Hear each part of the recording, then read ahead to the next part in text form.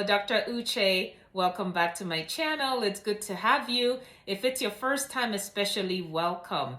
I am reviewing a book today. This is a piece of fiction. This is a novel by Lizzie, Damilola, Blackburn. Yinka, Where's Your Husband? Love this. I think this is a debut novel for the author. She's of Nigerian British. I say she's of Nigerian descent, but she's Nigerian British. And she writes about a girl, a main character who's from a somewhat similar background.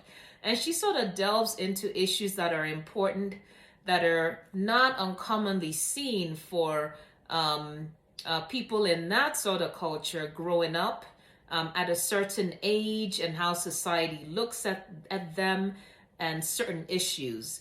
Before I delve into this some more, why don't you go ahead and hit subscribe? And also, if you hit the notification bell, you know when I upload new videos. I post videos every week, usually on Sundays. And yes, most of the time I talk about tips and suggestions to help people write their biographies, but I do love to review fiction. So I will occasionally highlight a piece of work like this one, or have a children's book read aloud. So let's get into this. Yinka, Where Is Your Husband? Revolves around a young woman who is about 31 through most of this, and she's Yinka. Yinka is a Yoruba name from Nigeria. Yoruba is the Yoruba tribe is a group in Nigeria, mostly in the southwest. But whatever the case, or I should say, originally from the southwest of Nigeria. Whatever the case, she's growing up. She's born and bred in England, like many. There are a lot of diasporian Nigerians who are growing up outside the homeland. And she has a sister, Kemi, and her mother. Her father is late. He died somewhat early in her life, probably when she was in her teens, still in school is my estimation. She does have a pretty large extended family in England. A grandmother she calls Big Mama, and then some aunts. I think they are paternal aunts, actually, is what I think. So she also, because she grew up there, she's obviously grown up with lots of people, knows lots of, has lots of friends. She is an Oxford graduate. So very smart girl who did really well for herself, has a career, works in an investment bank. She's an operations manager at the bank. Her mom is so proud about that aspect of her career-wise, but her mom is not thrilled that she's over 30 and she's still single. She's not married. And this speaks to a sentiment, and I won't say it's the culture, and I won't say it's seen across the board. Certainly, I never experienced such a thing growing up in my family. I never felt pressure to be married at a certain age. But who knows? I married in my 20s, so maybe if I didn't marry till my 30s, I don't know if I may have felt the pressure. But in any case, I never experienced such a thing. But I was trying to say that it is not uncommon to have young women in certain cultures have that pressure to be married and have kids at a certain age, or have to deal with the sentiment that no matter how successful you are, if you don't have a husband and children at a certain age, then how successful are you really? You know, like, it's an accomplishment you have to attain at a certain point in your life.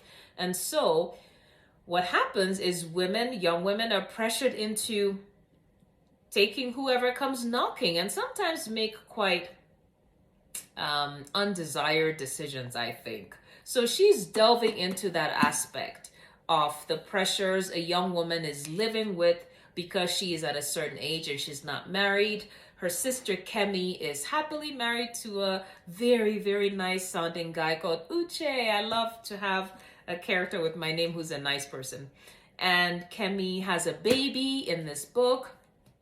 Her cousin Rachel is getting married. A lot of this book revolves around getting ready for Rachel's wedding. And Yinka and several other cousins are bridesmaids. and they're all planning together to support their cousin. Her cousin is marrying an Asian, maybe an Indian man, and there's this lovely discussion of blending cultures, which I really like near the end, how they were able to blend a lot of things together in their wedding. So Yinka is trying to navigate all that. At the same time, the book starts off with her thinking she's going to get a promotion.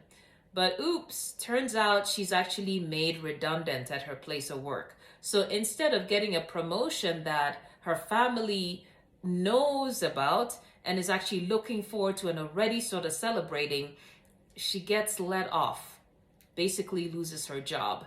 And she is too embarrassed to want to discuss it. She doesn't tell her mother for the longest time. She doesn't tell her sister, Kemi.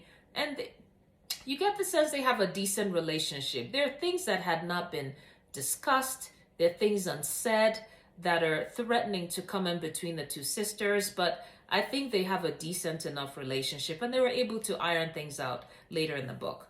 So, luckily, Yinka has a lovely aunt, I believe Aunt Blessing, who is forging ahead as a very accomplished barrister, black woman barrister. She mentions it's a very uncommon thing. There are not many of them, and she's fiercely successful, and she's single, so she can relate with some of the things that Yinka is going through at that age, being a woman who probably made it to her 50s, no children, never married, and even doing online dating. They kind of talk about that.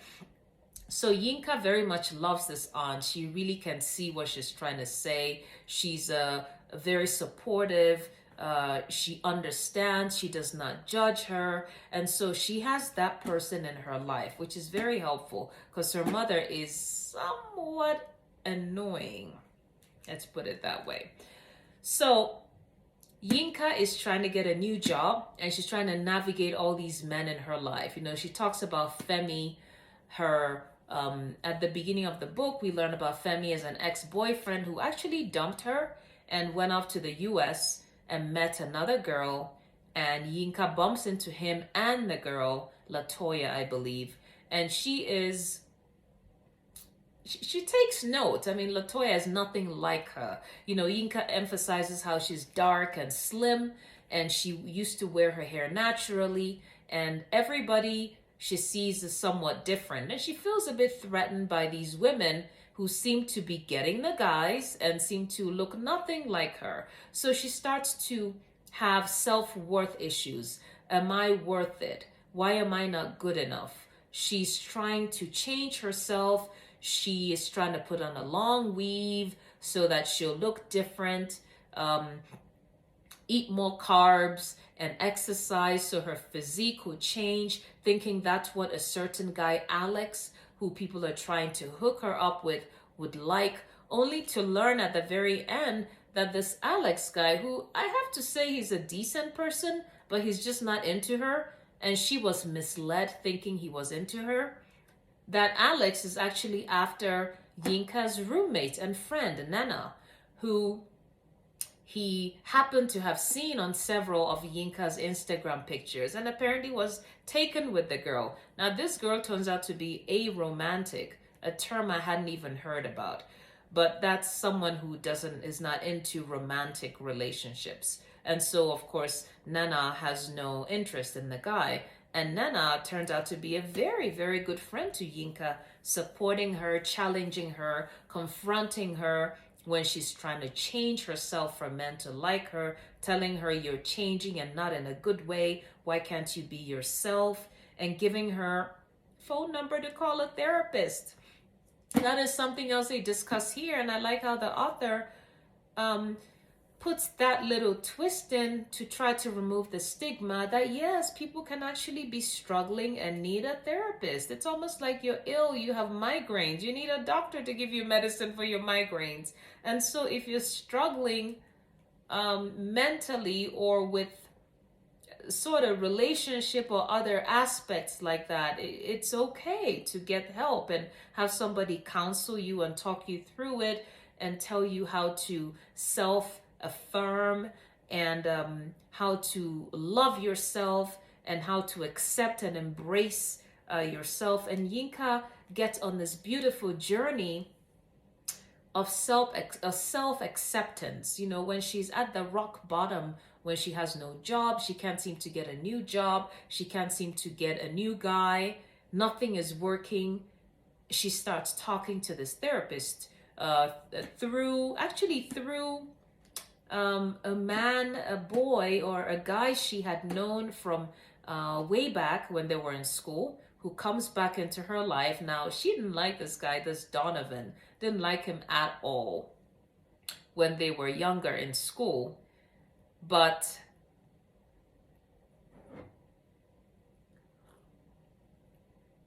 so today I'm sipping tea with honey, chamomile, and vanilla. Tastes really good.